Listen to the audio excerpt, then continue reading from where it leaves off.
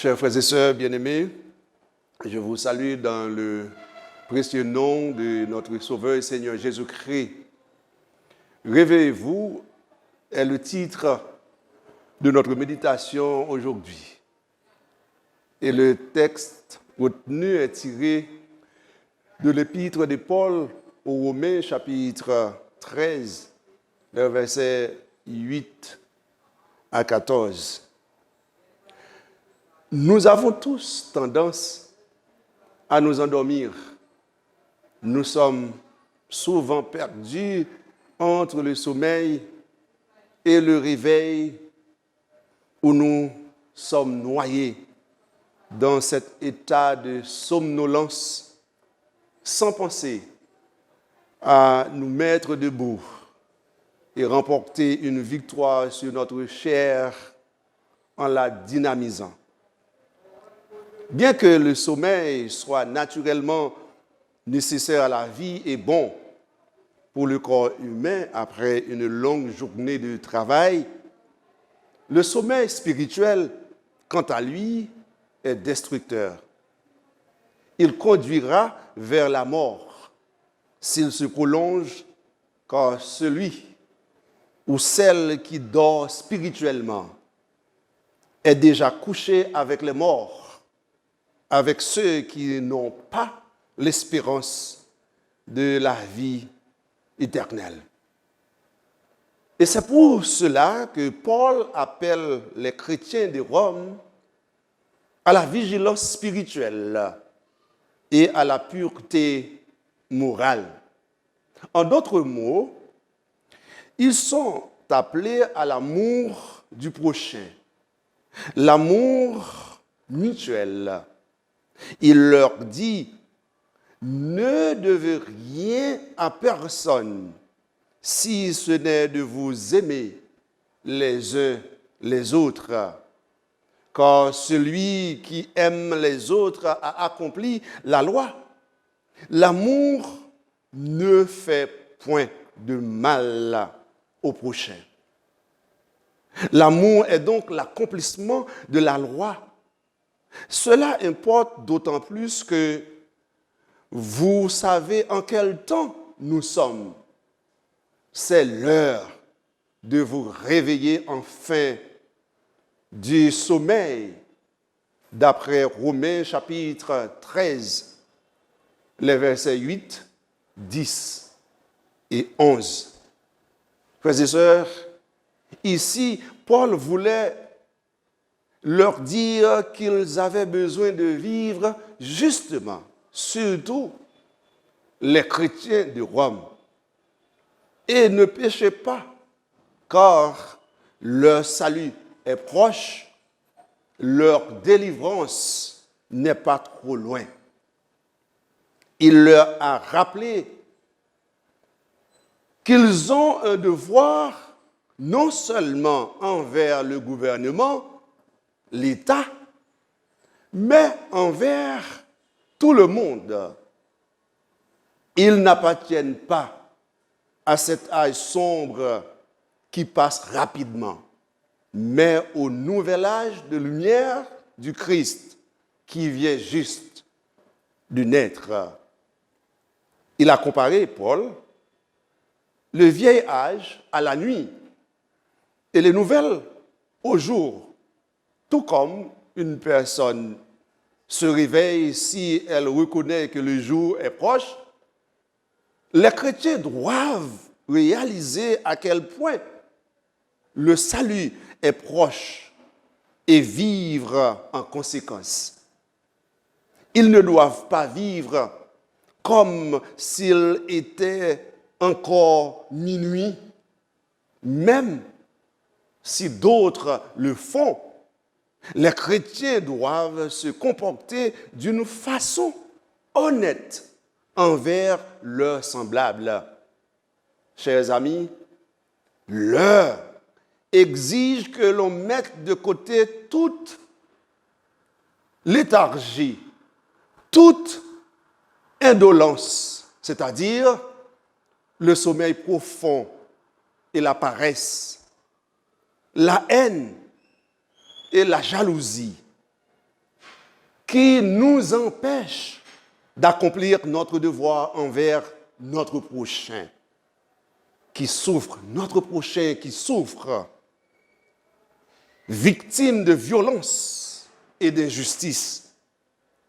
Le sommeil, qui est l'état d'inconscient, d'inactivité, d'inertie, de la paresse, est difficilement perceptible. En temps normal, pour lutter contre ce danger, certaines personnes utilisent des réveils intelligents pour se réveiller au meilleur moment. Il est rare, mes bien-aimés, qu'un paresseux reste dans son lit si la maison brûle. Personne n'a envie de finir son existence dans les flammes. Alors, il faut savoir utiliser des moyens capables de nous réveiller au moment favorable, car le salut est plus près de nous que jamais. Et le Sauveur va venir pour nous emmener dans la maison de son Père. Chers frères et sœurs, bien-aimés dans le Seigneur, les remèdes à l'assoupissement et au sommeil sont les principes chrétiens enregistrés dans la parole de Dieu, dans la Bible. Les exhortations à nous réveiller sont nombreuses dans la Bible. Par exemple, réveille-toi, toi qui dors, et relève d'entre les morts, et le Christ t'éclairera, selon Éphésiens chapitre 5, verset 14. Veillez donc, puisque vous ne savez ni le jour, ni l'heure.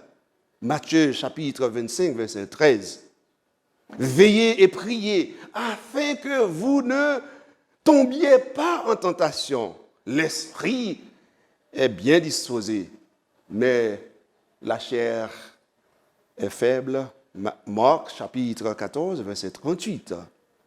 Il y a un temps pour tout, un temps pour toute chose sous les cieux, d'après Ecclésiaste. Aujourd'hui, ce n'est pas le temps du sommeil, c'est plutôt l'heure de se réveiller du sommeil. Nous vivons l'un des temps les plus sombres de l'histoire du monde et d'Haïti en particulier. En plus du coronavirus, nous connaissons des moments de noirceur. Un peu partout, c'est la haine, la violence, le crime, le massacre, etc. Pour plus d'un, notre pays est un cas perdu, un pari difficile à gagner.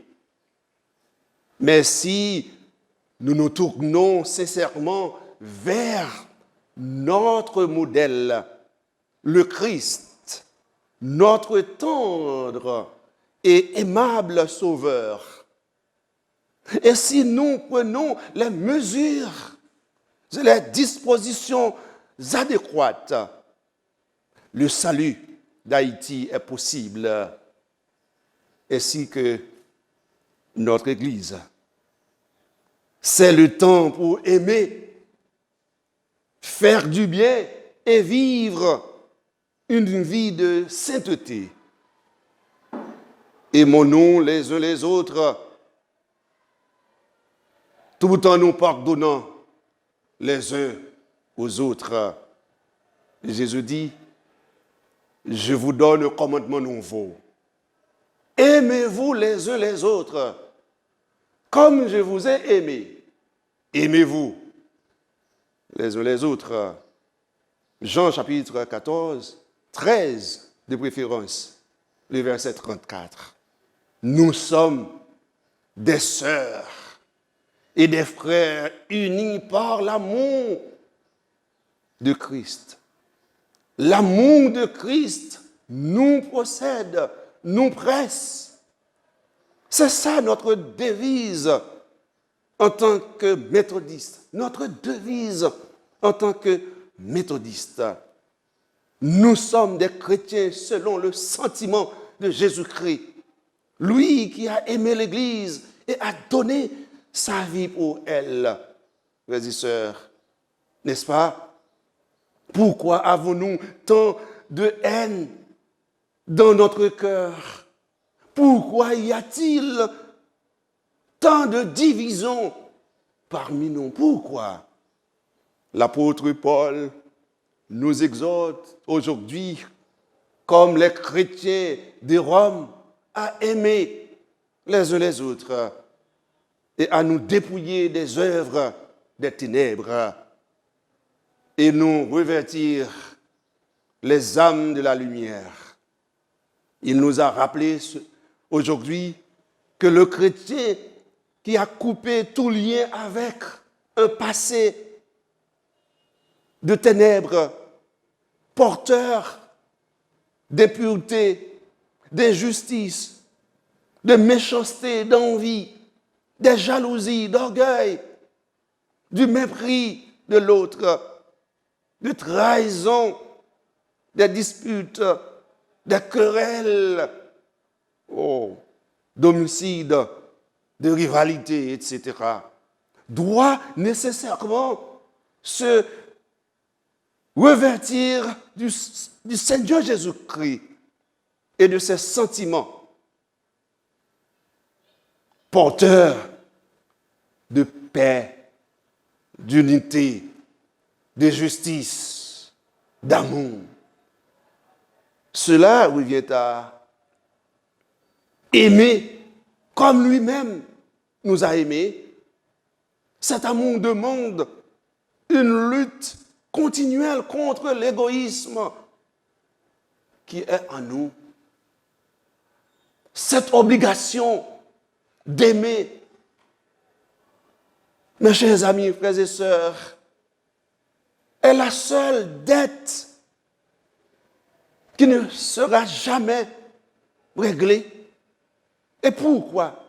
Parce que c'est l'amour agapé, l'amour de Dieu pour nous. Dieu nous aime le premier, puis vient notre amour pour lui. C'est comme un contrat post-payé. On consomme, puis on paie. On aura toujours une dette à régler après avoir tout consommé. C'est ce qu'on fait dans les pays qui ont un système de crédit fiable. Les factures de téléphone, de gaz, d'électricité, d'eau sont réglées périodiquement. Pourtant, dans les pays moins développés, on a un système prépayé. On paie avant de consommer. C'est le cas pour certains restaurants et bars. On écrit à la porte d'entrée, payer avant de consommer.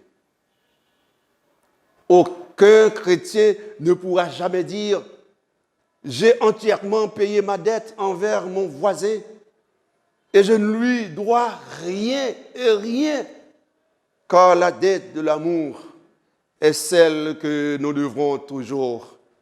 Jésus lui-même a payé nos dettes par son sang versé sur la croix. La seule dette à payer, c'est de nous aimer les uns les autres, chers amis.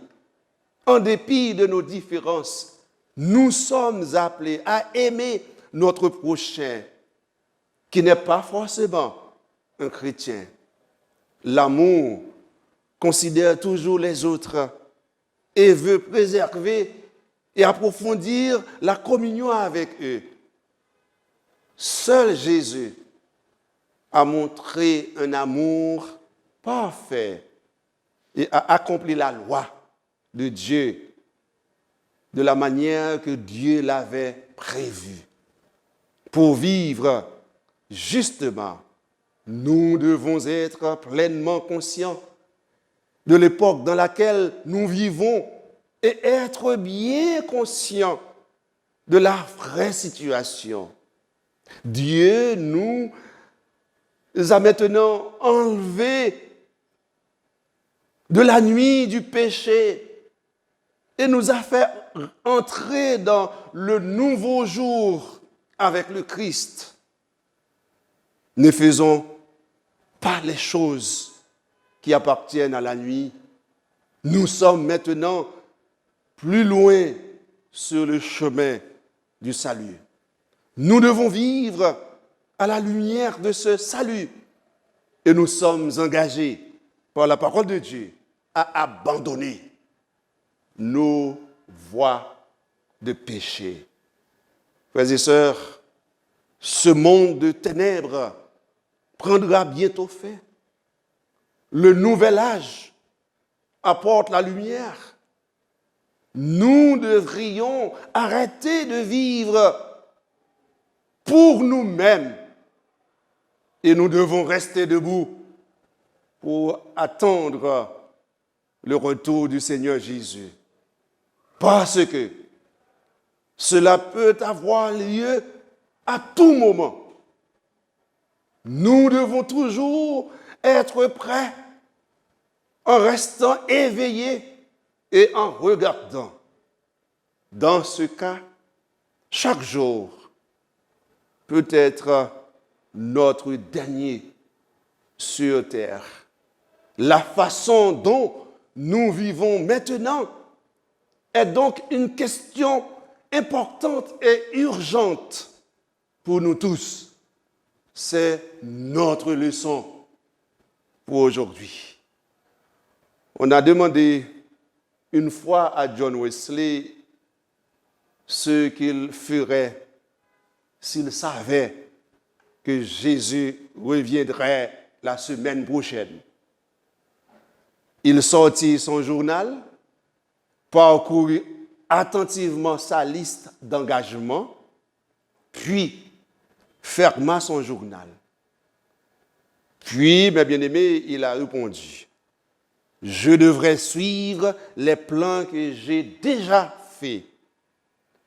Je ne devrais faire aucune modification. » C'est-à-dire, John Wesley vivait comme quelqu'un qui était prêt pour le retour de son Seigneur. Qu'en est-il de vous? Pensez-y. L'amour de Christ nous presse, nous possède. Alors, réveillons-nous que l'amour et la paix de Dieu soient avec nous tous. Amen.